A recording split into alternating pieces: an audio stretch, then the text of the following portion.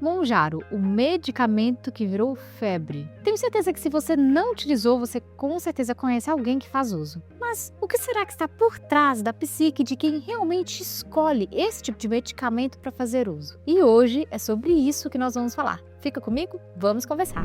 Eu sou a Bruna, eu sou psicóloga, trabalho com hipnose na minha clínica e o que eu mais tenho visto na clínica no dia a dia são pessoas que realmente fazem uso de Monjaro, que estão em busca de um padrão estético, inclusive, que fazem muito uso de procedimentos estéticos, mas uma coisa muito curiosa é que, por mais que elas façam o tempo todo, que gastem tempo, dinheiro com esse tipo de procedimento, tanto o Monjaro quanto o procedimento estético, elas parecem nunca estarem satisfeitas. Por que será? Porque muitas vezes a gente fica buscando no externo aquilo que na verdade está faltando no interno. E não é que realizar alguns procedimentos estéticos seja ruim ou, quem sabe, utilizar o próprio medicamento Monjaro. O problema é quando você faz isso em excesso. Então, aqui na clínica a gente percebe muito quando uma pessoa está em compulsão. Então, ao invés de fazer 1, 2 procedimentos que de repente pudesse fazer aquela paciente feliz, ela faz 10, 15, 20, mas ela nunca se sente realmente preenchida. Parece que a busca está sempre no externo e o interno está sempre com falta. Então ela faz,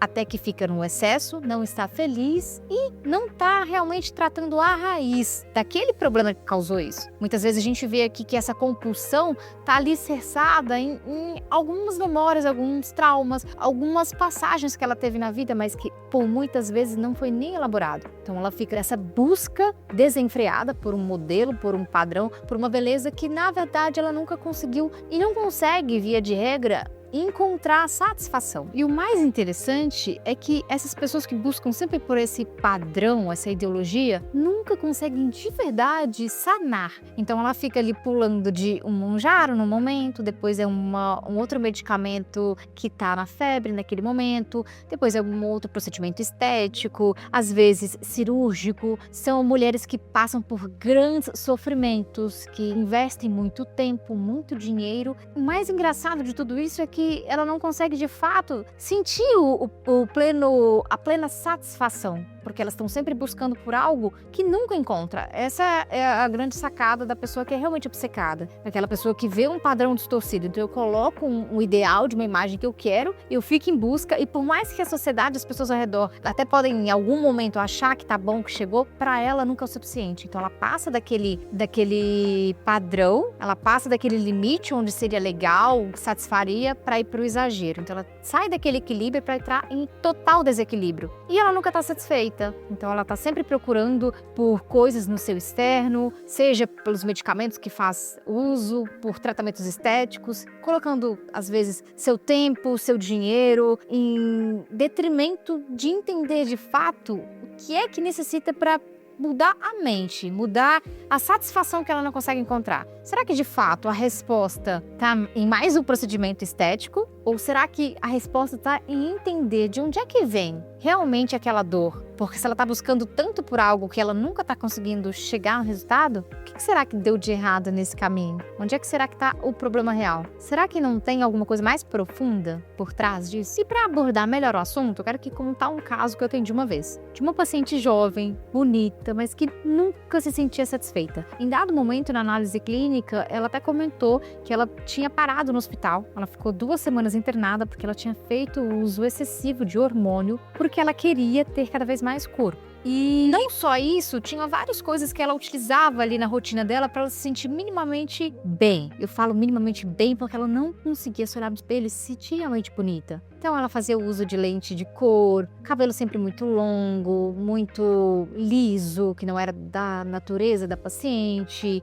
O corpo tinha que estar sempre vivendo em função do corpo. Nunca se achava num corpo que a maior parte das pessoas vão olhar e falar: nossa, que bonita, né? Uma paciente com corpo normal. Então sempre se achava magra demais. E em regressão a gente foi percebendo que alguns comentários, algumas coisas que ela viveu na infância ficou muito marcada. Então, ao se falar do corpo, ela colocou a própria saúde em risco, fazendo uso de hormônios que ela sabe que não faz bem, mas porque em algumas partes ali da infância dela, ela sofria muito bullying. Então tinha muitos meninos ali que chamavam de apelidos pejorativos, sempre falando que ela era muito magra. E de alguma forma, o subconsciente dela entendeu aquilo como verdade única. E é quase como se ela não pudesse separar aquilo que aqueles garotos falaram no passado sobre o seu corpo, sobre a sua estética, do que aquela mulher que cresceu e já era uma mulher. A paciente é uma paciente de mais de 25 anos, com um corpo muito bonito, mas não conseguia se ver. Entre outras coisas, de não aceitação, de olhar a própria imagem e se ver bela de maneira natural, sem tantos artifícios. Porque é até muito legal quando você pode usar alguns recursos ao seu favor, mas uma coisa que eu sempre falo na clínica é sobre o equilíbrio. Quando você sai desse equilíbrio e já vai para um excesso, nada funciona muito bem, nada é tão belo dentro de um excesso. E a gente está vivendo numa sociedade de muitos excessos. Então, a pessoa, quando vai colocar um procedimento estético na boca, por exemplo, ela quer fazer de forma demasiada para ficar muito, muito grande. Ela quer colocar um cabelo, mas ela não quer se sentir assim com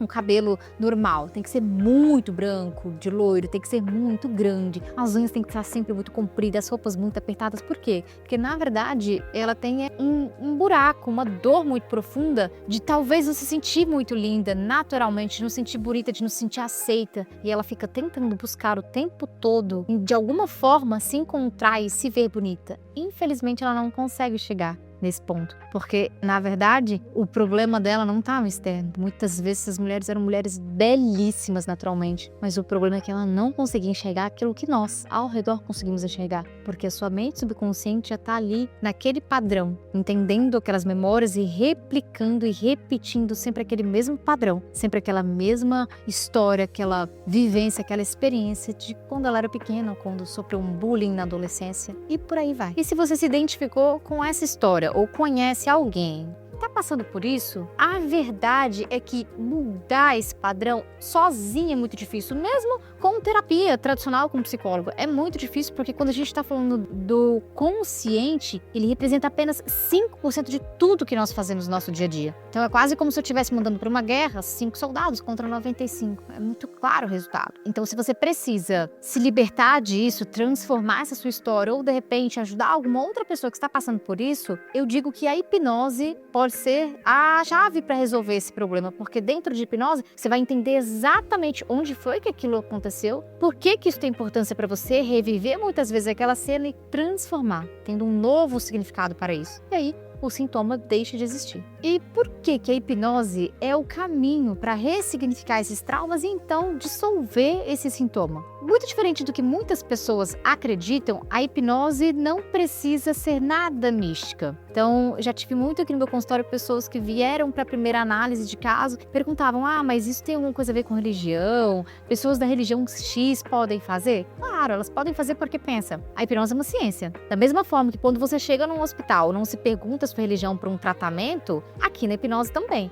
porque a gente trabalha com ciência. De forma bem objetiva, como acontece então a hipnose? Nós trabalhamos ele com o paciente, entendemos quais são os sintomas que ele quer trabalhar, entramos num exercício de relaxamento e depois entramos em regressão. Que é essa regressão? Você vai continuar consciente o tempo todo. Muitas pessoas acham que vão dormir, que não vão se lembrar do que foi dito na consulta, mas não é nada disso. Você estará consciente, porém, eu vou conseguir acessar uma parte da sua mente, que é a sua mente subconsciente, para colocar ali algumas induções e fazer com que você entenda algumas memórias, me traga primeiro para que a gente possa elaborar e ressignificando então aquele sintoma, aquela doença, aquele mal deixa de existir, porque você trabalhou na causa raiz. É muito diferente então de utilizar um medicamento, seja ele qual for, para sufocar alguma dor que você está sentindo. É muito mais inteligente do ponto de vista até científico entender onde foi que aquele sintoma começou a ser gerado e aí trabalhar aquele sintoma para que ele deixe de existir como uma doença, uma psicossomática. Eu sou a Bruna Dorowski, sou psicóloga e hipnoterapeuta e se você gosta de assuntos assim, com curiosidade sobre a hipnose ou até autoconhecimento, então me siga no Instagram, porque lá eu compartilho diariamente sobre trabalho, sobre paciente, sobre casos de sucesso e tem muitos sintomas que nós trabalhamos com resultados excelentes. Então me acompanhe para ficar por dentro de tudo. E se você tem curiosidade sobre esse tema, já tinha vontade de fazer hipnose, então te convido a conhecer uma de nossas unidades. Acesse o nosso site, pois lá você encontrará todas as informações, os nossos contatos, telefone. E se quiser marcar uma consulta, estarei te esperando.